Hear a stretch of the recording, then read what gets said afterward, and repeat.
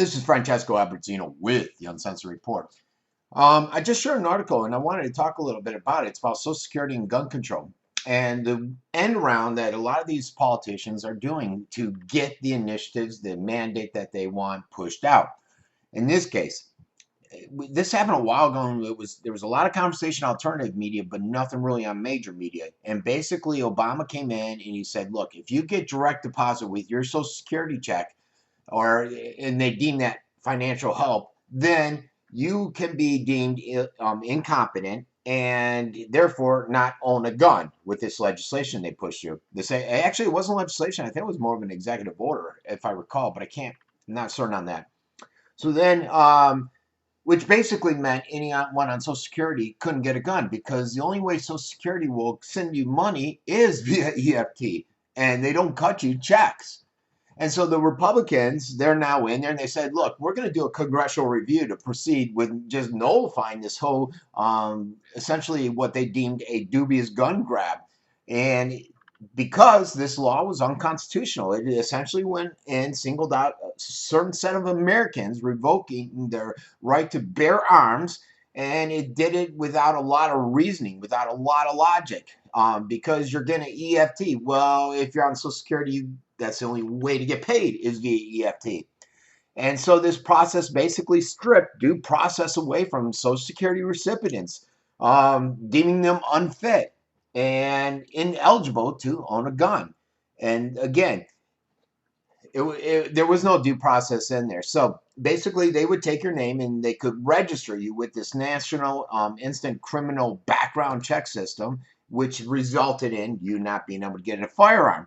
And a lot of people stepped up and said, wait a second, what's going on here?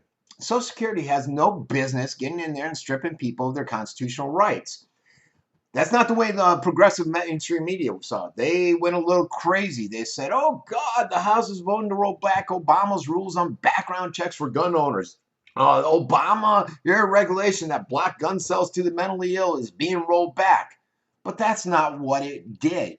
And that's not what they're trying to accomplish here, as you can understand now that I've broken it down.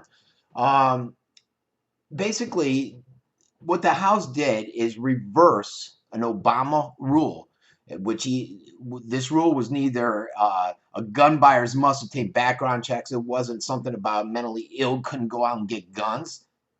It was that if you're on Social Security getting EFT, basically, then you can't own a gun, and everything, all the money is paid via EFT.